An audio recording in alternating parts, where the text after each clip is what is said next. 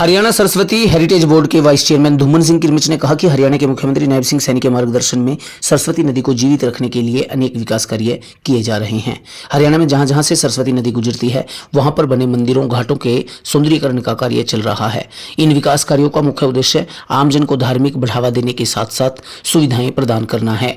Haryana Saraswati heritage board के vice chairman Dhuman Singh Kirmich Haryana Punjab border पर स्थित पिसौल गाँव में प्राचीन मां सरस्वती मंदिर परिसर में लोगों को संबोधित कर रहे थे।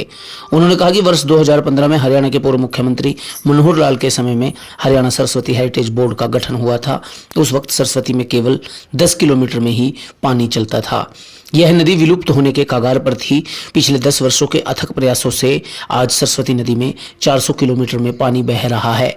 सरस्वती हेरिटेज बोर्ड का मकसद सरस्वती नदी का उत्थान और पुनर्जीवित करना है। हरियाणा के मुख्यमंत्री नायब सिंह सैनी भी सरस्वती नदी को लेकर समय समय पर फीडबैक लेते रहते हैं और इन स्थानों के विकास के लिए करोड़ों रुपए के बजट आवंटित करते हैं।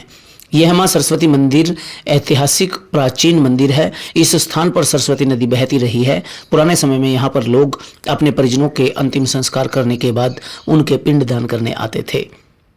उन्होंने बताया कि लोगों की आस्था और सुविधा को देखते हुए इस पद्धति को दोबारा विकसित किया जाएगा। लोगों की इस मंदिर के प्रति गहरी आस्था है। इस क्षेत्र में बड़े बड़े ऋषि मुनियों ने तपस्या की थी, जिनकी वजह से यह क्षेत्र पावन बना। सरस्वती डेवलपमेंट बोर्ड जो है माननीय मुख्यमंत्री नायब सैनी जी के नेतृत्व में सरस्वती के ऊपर जितने भी विकास कार्य है उनके ऊपर काम कर रहा है। और पिसौल जो घाट है, बैर सार पिसौल जो है, दो प्रदेशों के बीच में जो आता है, पंजाब और हरियाणा में, यहाँ पर सरस्वती प्राचीन काल से बहती रही है और उसी के किनारे ये पावन पवित्र तीर्थ है। बहुत प्राचीन मंदिर है, बहुत प्राचीन तीर्थ है। दूर दूर से लोग यहाँ पर पिंड दान के लिए भी आते हैं, जैसा कि अमूमन सरस्वती के किनारे होता है। पहले ज़्यादा दूर फूल लेकर भी नहीं जाते थे। सरस्वती के किनारे जितने प्राचीन घाट थे उन सब के फूल बहाया करते थे और उसी पद्धति को हम दोबारा से लेकर आ रहे हैं कि लोगों को यहाँ पर सुविधाएं ऐसी मिलें। और ये तो बहुत प्राचीन तीर्थ है। आज पंचमी के दिवस पर महंत जी, जिनके पास बहुत दूर दूर से लोग यहाँ पर आशीर्वाद के लिए आते हैं, झाड़े के लिए आते हैं और संतान प्राप्ति हेतु यहाँ पर आशीर्वाद लेने के लिए माँ सरस्वती से यहाँ पर आते हैं। और इस जगह का इतना, दो बातें मुझे जो पता लगी यहाँ के बारे में प्राचीन काल से, कि एक तो जब महाभारत का युद्ध हुआ तो उसमें भगवान श्री कृष्ण जी के जो भाई बलराम जी हैं उन्होंने युद्ध में हिस्सा नहीं लिया था और उन्होंने युद्ध में हिस्सा ना लेकर सरस्वती की यात्रा की थी, द्वारका से लेकर आदि बद्री तक। ये वर्णन लगभग सभी ग्रंथों में आता है कि उन्होंने इस पद यात्रा को और यहाँ पर इस क्षेत्र को पूरे को देखा था।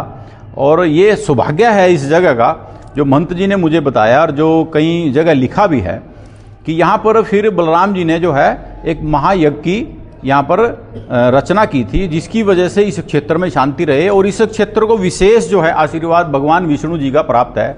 ये मूर्ति जो अपने पीछे है लगभग 1400 वर्ष पुरानी, इन्होंने मुझे बताया है, भगवान विष्णु जी की मूर्ति है। इसको एक बारी पता लगा कि कुछ लोग चुरा कर भी ले गए थे, लेकिन पता लगा कि जहाँ दर्शन दे के कलकत्ता में आने थे और दर्शन देने के बाद फिर मूर्ति यहाँ पर आ गई।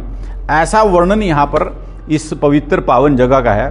तीसरी जो सबसे बड़ी बात इस जगह की है, यहाँ पर जो 2 नंबर के यक्ष हैं, यानी कि रंतुक कुरुक्षेत्र में हैं, अरंतुक जो यक्ष हैं, भगवान श्री कृष्ण ने महाभारत का जब युद्ध स्टार्ट हुआ उसमें 4 यक्षों की ड्यूटी लगाई कि आपने इस पूरी युद्ध भूमि की रक्षा करनी है, जिसमें से एक यक्ष पिपली में कुरुक्षेत्र में विराजमान है, रंतुक यक्ष। ये रंतुक यक्ष हैं, राम हृद जींद में है और मचकुरुक पानीपत में है। इन चारों यक्षों की भूमि को 48 कोस भूमि मानते हैं और इस 48 कोस भूमि में बसे लोग सारे सरस्वती के किनारे के लोग हैं और सरस्वती इस क्षेत्र को पोषित करती रही है।